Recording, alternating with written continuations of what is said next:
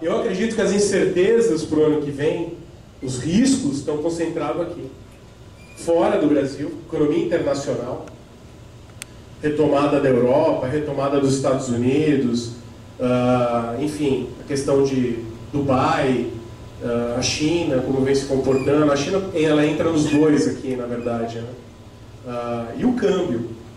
O câmbio, ele é o novo, vamos dizer assim, é o novo fantasma das empresas agora, que trabalham muito com exposição cambial. Eu chamo aqui de exposição cambial, são empresas que compram matéria-prima importada e que exportam também, né? Então, eu posso ter empresas que estão, de uma certa maneira, até se beneficiando agora com o câmbio, mas também existe um risco nisso.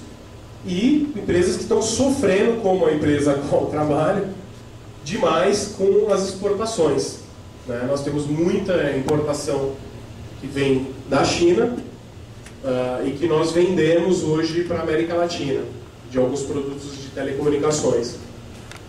O meu hedge natural é que a empresa é a RFS China, eu não estou comprando um concorrente, então está indo para o mesmo bolso, porém a questão da exportação está afetando demais, né?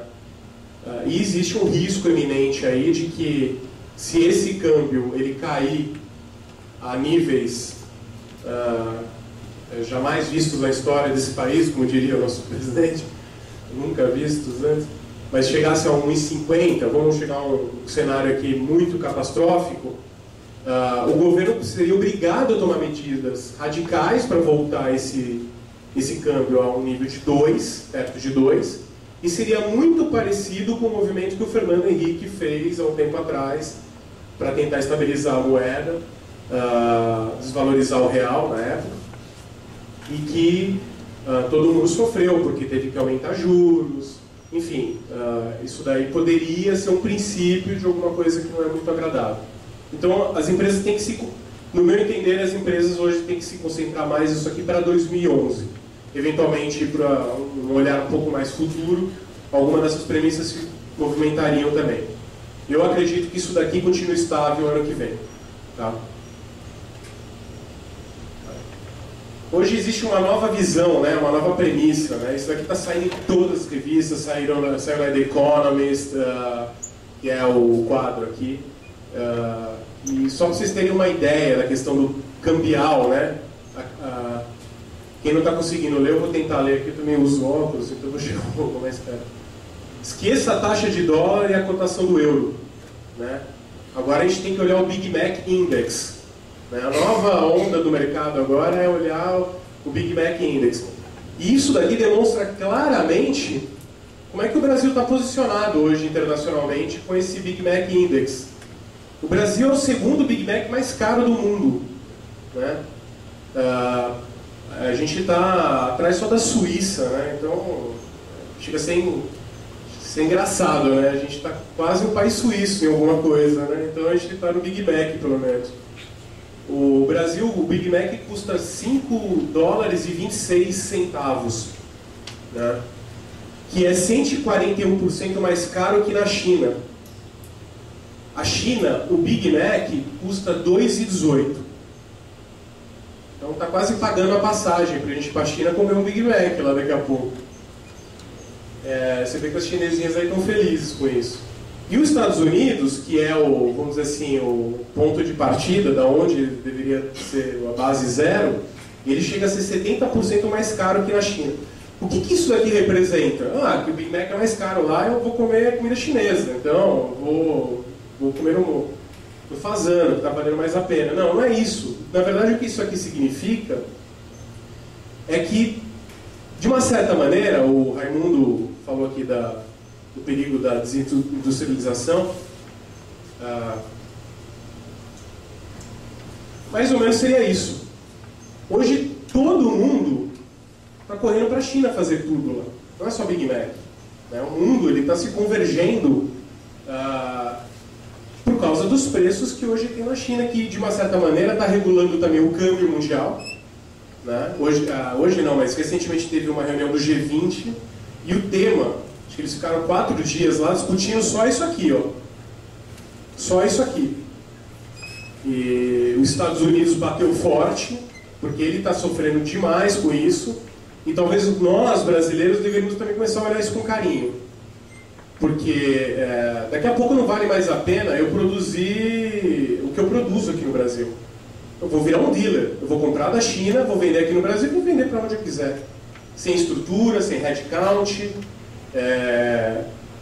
enfim, não preciso gastar dinheiro, deixo meu dinheiro no banco, porque as taxas de juros são atrativas. É o que está acontecendo. No fundo, o Big Mac Index é uma amostra do que vem acontecendo e é preocupante ao meu ponto de vista.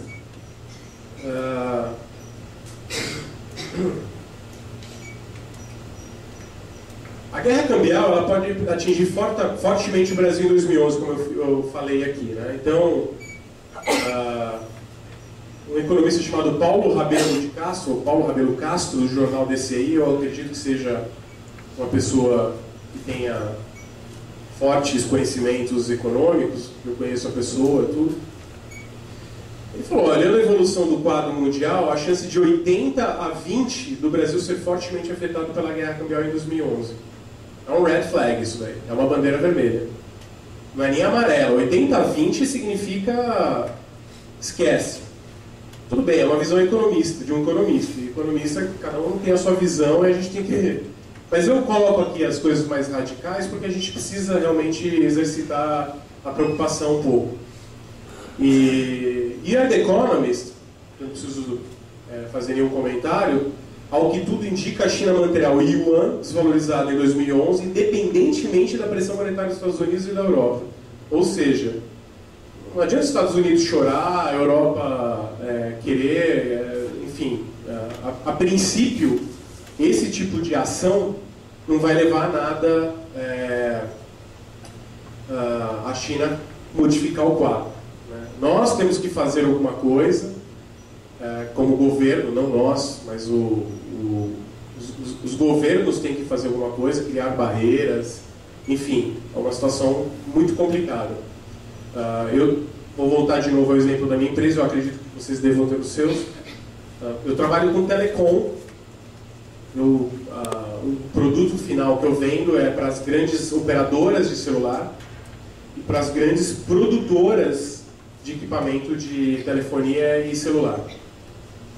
70% do mercado da RFS é esse.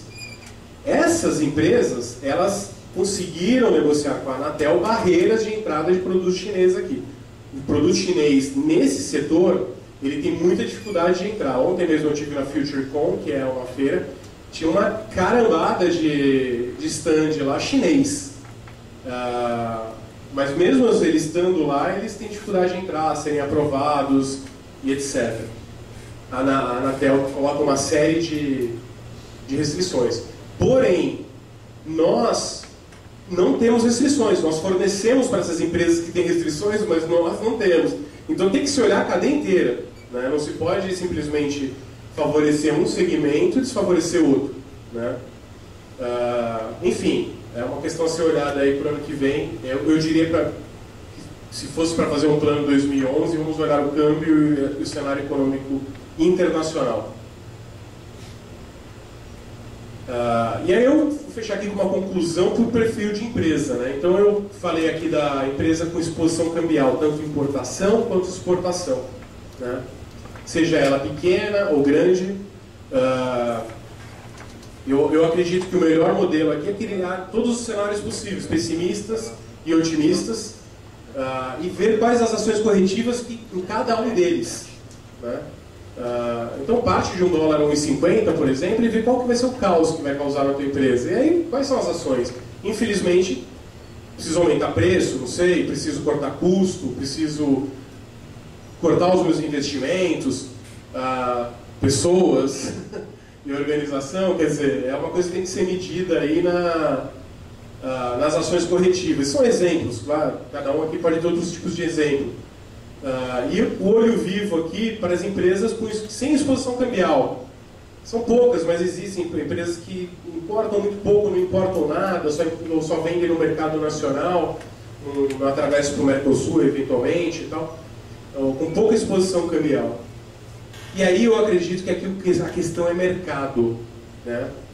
Porque se você não ficar de olho vivo, alguém vai comprar de fora e vai vender mais barato aqui dentro. Então você tem que ficar esperto com a sua concorrência, você tem que ter um índice de inovação muito, muito, muito bom para poder evitar você mesmo criar uma barreira natural. A questão de custos e investimentos, como eu coloquei aqui, é mais faço produção local ou começo a importar também, ou é uma necessidade? Né? Quer dizer, é antagônico, né? Eu venho aqui falar que precisa de barreira, mas eu já estou falando para o cara, olha, corta a sua produção local e importa. Então, ninguém quer ir por esse caminho, mas a palavra desindustrialização, ela é uma palavra em voga no momento. Então eu vou concluir com esse chat aqui, mas teoricamente eu acredito que hoje em dia está muito mais fácil fazer plano do que 15, 20 anos atrás. De uma geração até que eu não fiz parte. Talvez eu peguei o finalzinho. Porque aí se falava, todas aquelas premissas do quadro que eu apresentei, elas ficavam assim, principalmente inflação, GDP, política local, né? Não existia responsabilidade fiscal, quer dizer, existia uma questão muito forte de variações entre as premissas. Hoje, eu sei que eu tenho uma estabilidade aí, pelo menos para o curto, médio prazo, eu estou tranquilo com muitas dessas premissas. Mas o mundo hoje está totalmente globalizado. Eu acredito que o Márcio vai falar sobre isso aqui, né? Márcio, não. O mundo está muito mais globalizado. Então, qualquer espirro, para não falar outra palavra, fora do Brasil, acontece coisas aqui dentro, como no mundo inteiro. O Brasil ele é muito menos dependente hoje dos Estados Unidos, ele depende de outros países, o que também criou um certo hedging natural. Porém, hoje o Brasil ele está muito mais exposto a esse tipo de situação do que qualquer outro momento na história desse país. Então, eu pediria a todos aí um obrigado e que Deus nos ilumine nessas eleições aí, que o negócio está difícil. Obrigado. Walter, vamos falar de gente? Boa noite a todos. A pedido do Raimundo, eu vou compartilhar com vocês experiências que eu tive ao longo da carreira profissional. Eu militei, como Ernesto, muito tempo como diretor financeiro de empresas, trabalhei muito tempo na GE, como modelo. Nos últimos 15 anos eu fui CEO, presidente, gerente geral de empresas.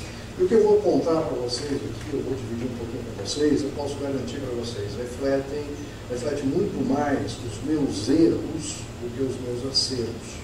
São coisas que eu aprendi ao longo do tempo em gestão de companhia. E a gente vai falar de organização e pessoas. Eu vou começar, muitos de vocês conhecem um livro do Adam Scott, do Gilbert, teoria do Gilbert, isso é uma tirinha no Estadão. O Gilbert ele tem uma coletânea das maiores mentiras do mundo corporativo. E sem querer falar de mentira, e sem querer falar de política, eu acho que essas mentiras causariam inveja até o nosso mentiroso maior do país, que é o nosso presidente da República.